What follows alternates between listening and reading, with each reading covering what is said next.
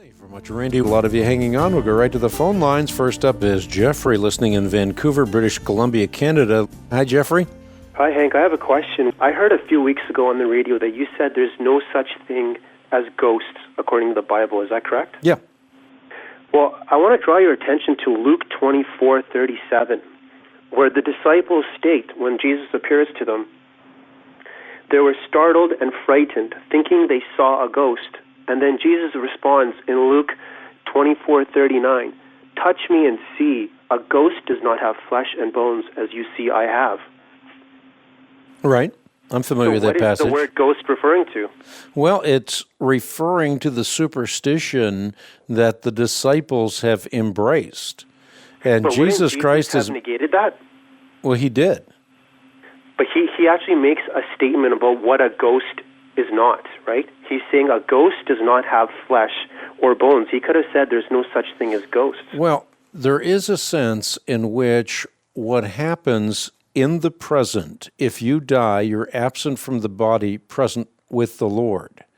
But the point there is not that there aren't real spirits that continue to have conscious awareness. It's just that those spirits do not inhabit this realm. And that's the issue.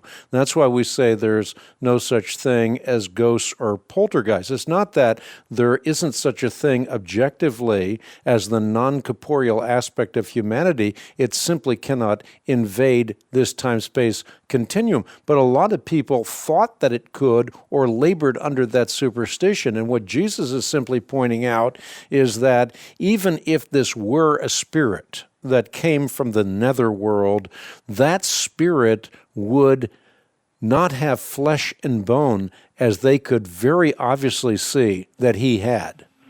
Okay, thank you very much, Hank. You got it. Thank you so much for your call. By the way, one of the points that I've made on the Bible Answer Man broadcast from time to time is that demons cannot take on physical form. And the reason I make that point is for the very passage that was just underscored. If a demon could take on flesh and bone, then Christ's argument would have been negated. And if Christ's argument was negated, then Christ wouldn't have been divine, because no divine being would communicate an argument that you can poke full of holes. The reality is this: demons do not have creative power. Angels, however, by God's prerogative, can take on form, and therefore in the Old Testament we see such things as angelophanies. Again, written about that in the Complete Bible Answer Book Collector's Edition.